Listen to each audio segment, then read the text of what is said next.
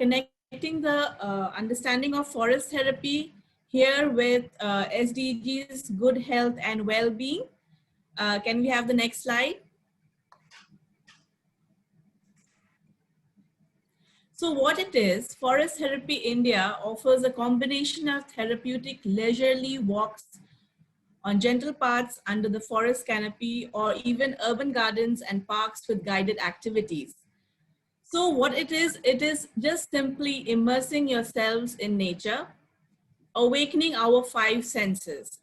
So today we are hardly using all of our senses, and we are usually, in front of screens. We have longer screen times, laptops, television, mobiles, and in that process, there's an overload of information, but many of our senses are not being used. We are concentrating on other, maybe just one or two of our senses.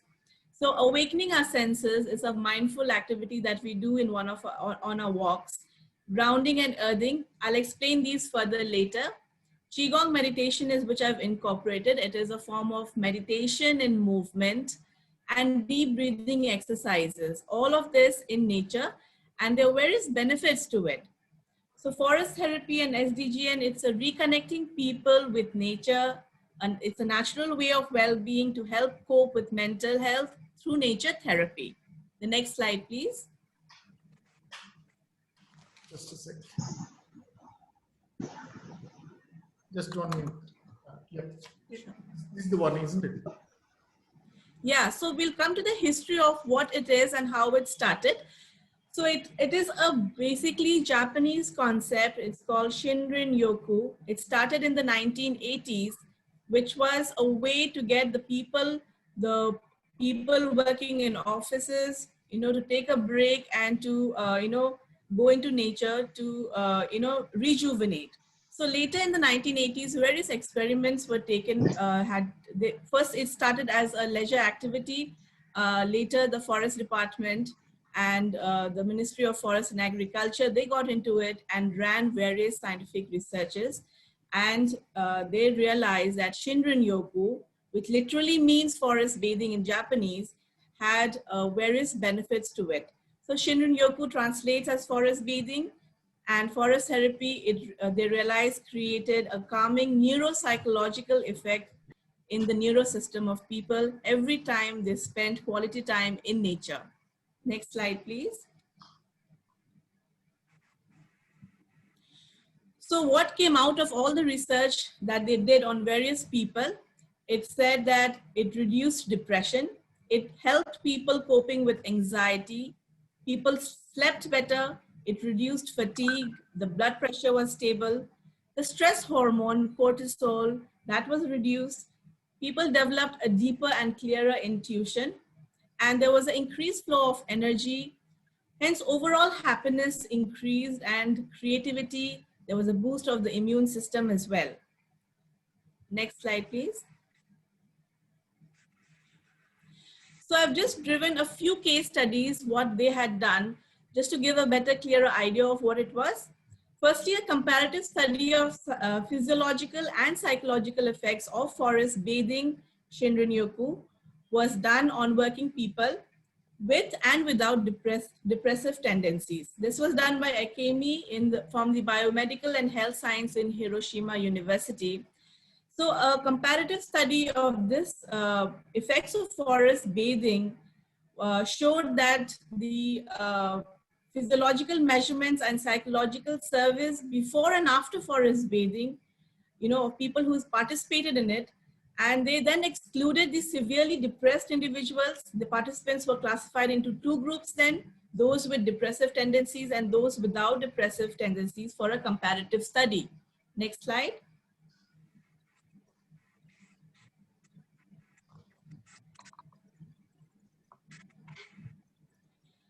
So in that evaluation, they studied the blood pressure. So mainly these studies are done by taking the saliva samples, urine samples of people before they get into a natural environment, and post that, again, those tests were taken. So the blood pressure, the pulse rate, the autonomic functions, and profile of mood states. POMS is basically, they see the various They have a list of emotional feelings listed out, and they see how they feel in all those criteria are ticked off before and after the walks. So of the 155 participants, 37% had depressive tendencies. All participants showed significant decrease in the blood. SBP and DBP are the various blood pressure types, and in negative POMS items after forest bathing sessions. So things which were negative started to become better after a forest walk session. Before the items, before these sessions, those with depressive tendencies scored significantly higher on POMS negative items, and those without depressive tendencies after forest bathing, those with depressive tendencies, many of them no longer differed between those with and without depressive tendencies. So people with depressive tendencies, the entire evaluation showed that after the walk, they were a close match to people who had no depressive tendencies. Hence proving that after this session of forest bathing, their mood was enhanced and the depressive tendencies had improved. Next slide, please. This was one study.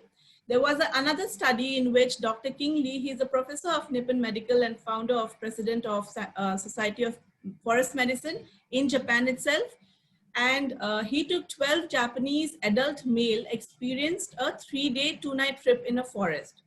Again, blood as well as urine samples were measured for natural killer activity. So NK cells are cells which fight various tumors and cancers. It's a form of white blood cell in our body. So again, they had done samples of NK cells were taken. The members of NK cells, the numbers of NK cells after this did the testing on a 2-day trip, the samples were taken after 2 days, 3 days, and 7 days, and it showed the same measurements were made before the trips on a normal day as a control. So what they did was they took people into a natural environment for a 3-night, 2-day trip, and also people stayed in the urban city, and they did the same test on them to see how the NK cells, the white blood cells, how they were performing. The next slide, please. So to get an understanding of how the NK cells were performing better for people in the natural environment was that there is a chemical which is released out of these trees. It's called phytoncides. So whenever you're in a forest environment, where there are a lot of trees, when the trees are under attack, whether it's fungus or there are animals or something eating its leaves or roots, as a defense mechanism, a tree releases a form of chemical called phytoncides. And people who dwell in the forest or in a natural environment, we breathe in this phytoncides, and it was shown that phytoncides was actually helping the natural killer cells. So trees release these antimicrobial essential oils into the air, and when we breathe this while walking in a forest, has beneficial effects on human. And what is that? Next slide, please.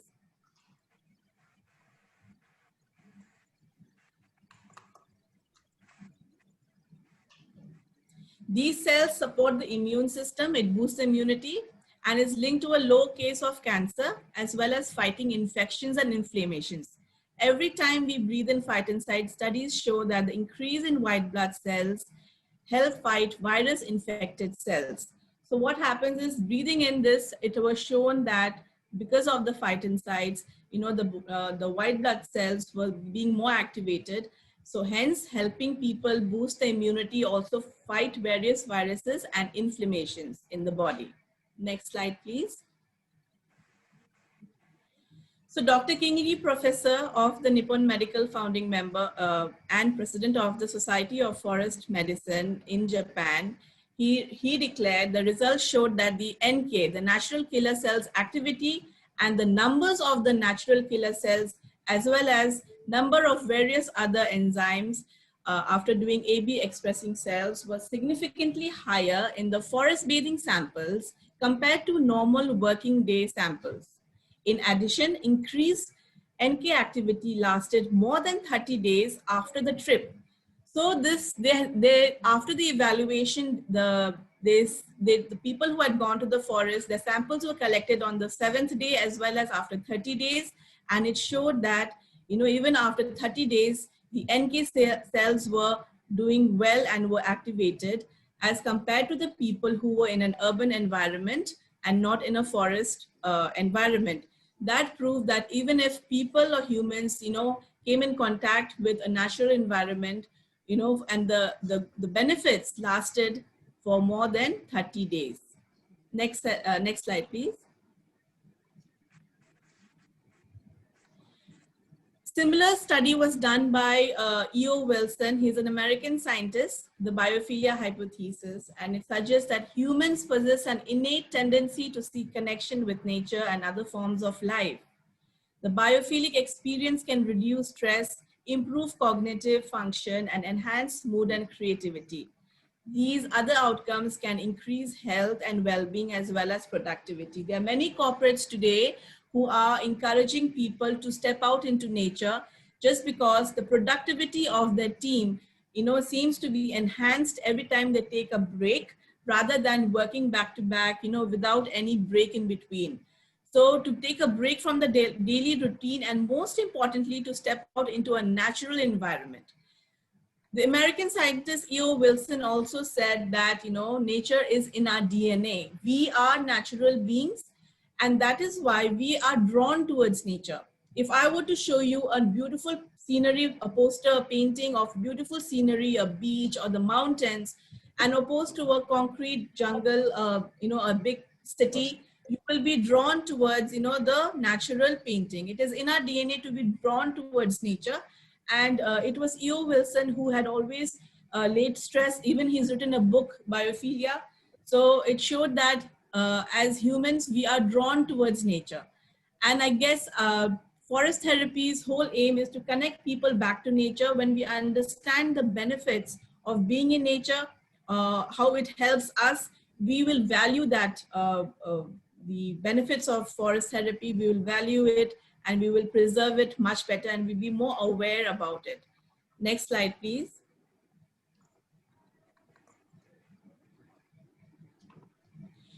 Forest therapy is a sensory experience. It's not just a walk or a hike. When we are there out in forest bathing, we try to awaken our senses and be present in the moment.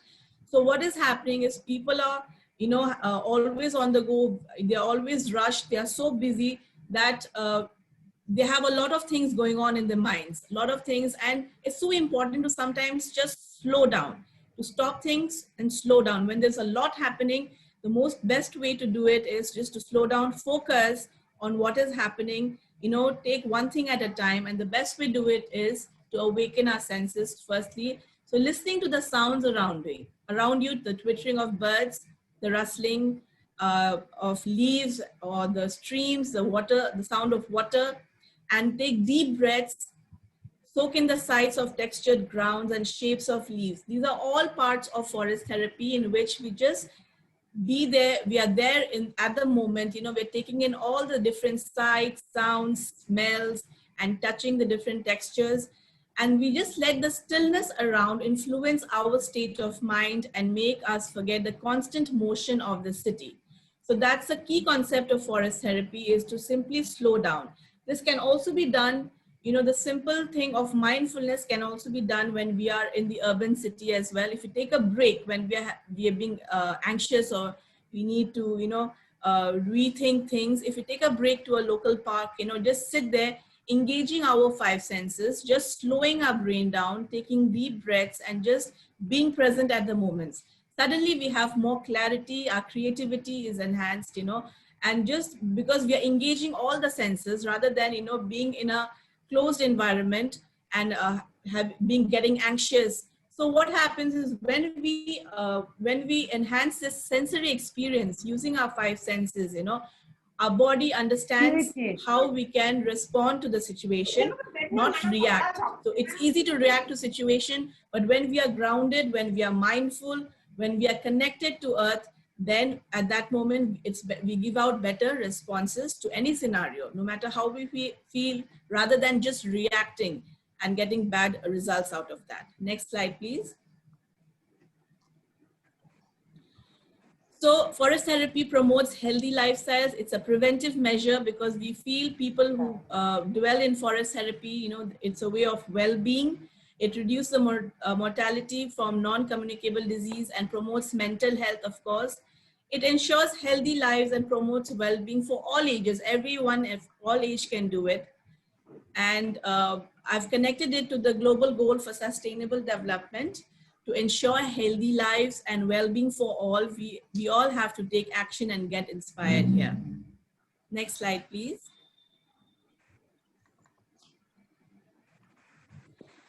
So mindfulness is one thing we practice at Forest Therapy.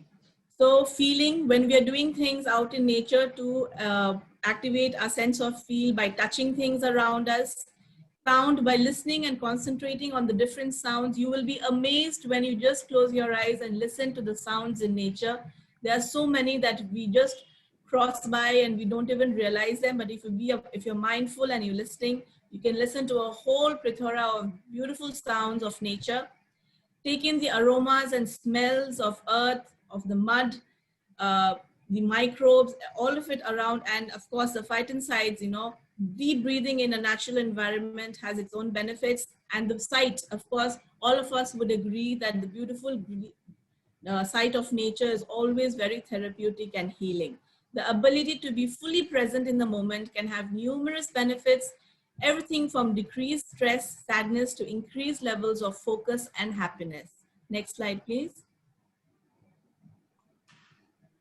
Grounding is a concept which more research is being conducting on it, but people have, the studies so far have shown quite a bit of positive results. So grounding basically is getting in touch with earth, with our bodies. There's a concept of tree hugging, which many people would find it silly, like why would someone hug a tree? But it is, the earth has a lot of free radicals, and then when we get them into our body, whether it's by sitting on earth, being barefoot on earth, or touching or taking a swim on a river or a pond, you know, it realigns our electrical energy. We're reconnecting to the earth. To explain this more, next slide, please. So these electrons, so the body, our bodies, when we are working in an urban setting with our laptops, computers, and all the artificial lights, our bodies are getting positively charged. The electrons which are available on Earth, so when we absorb them, when grounding, it neutralizes the free radical damage and inflammation and restores a healthy endocrine function, improves the cellular uptake of nutrients, oxygen, and hormones while maximizing the removal of cellular waste, and the list goes on. So what happens is the earth is charged with negative ions, and our body is charged, when we are not in touch with the earth, our bodies have been charged with positive ions. More so, ever since we've left being barefoot, ever since the invention of shoes or artificial, the synthetic soles, we have very less contact with the earth. So what happens is when we have no contact with the earth, so our bodies are getting positively charged all the time. And this leads to inflammation and chronic pain. And once we get in touch, because before when we were farming and when we were in constant touch with the earth, so we didn't have the issue of being positively charged. So there was a balance. We were getting the ions from the earth itself. Many times you might have seen an animal, you know, maybe a dog, you know, roll itself in mud or roll itself in grass. It is their own instinct to get the ions. When they are positively charged, that is their way, negative ions from earth. So similarly, if as humans, we get in touch with earth, whether it's barefoot walking on earth, whether it's swimming in a natural environment, or, you know, gardening, even gardening, we just simply touching earth, it gets the negative ions get in contact with us and immediately we are charged. Next slide. So grounding over, there was a study done. It's a very interesting presentation, but we have many others also. Can you please summarize very quickly? Yeah. Yes. Okay, sure. Okay, so we have, so the various benefits of grounding, the proven benefits are it helps in inflammation, sleep, pain and stiffness, circulation, blood pressure, and various others that listed on the slide. Next slide, please. So there are various studies. We can go to the next slide and skip the case study. Let's go to the next slide. Next slide, please. So another nature deficit disorder is one disorder which has happened today, where children are less in contact with nature. And the whole idea is that human beings, especially children, who are spending less time outdoors, and the belief that this change results in a wide range of behavior problem. They have more anxiety issues, disorders is not recognized in any of the medical manuals for mental disorders. But investigations and the relationships of children and natural world claim that cause for nature deficit disorder include parental fears, restricted access to natural areas. So it's important that children can get. Next slide. So the loss of natural surrounding in a child's neighbor and city, many parks and nature reserves have restricted access. So people are not, they have signs of do not walk off, this trail signs. So if children are allowed to have a more open area where they can access nature, there are various benefits to that as well. Next slide, please. To promote health and well-being for all, there's a concept of sit spot. If everyone could take time out in nature and spend time in develop a sit spot where, it helps cultivate present moment awareness, a quieter mind, observe the flow of reality occurring around you. So finding a sit spot is beneficial. Next slide, please. So basically the scientific research and results of forest bathing, it shows it reduces depression and anxieties. People sleep better. It reduces fatigue and blood pressure. Deeper and clearer intuition is developed. Overall increase of sense of happiness, increased creativity, boost your immune system, and reduce stress. So that is basically, I'll end it right here. So, so there are various components to it, things like grounding and all. There are a lot of case studies in which people have shown how inflammation in the body simply by walking barefoot has all, improved. So there are various benefits of forest therapy. And so that's about it from me. Thank you.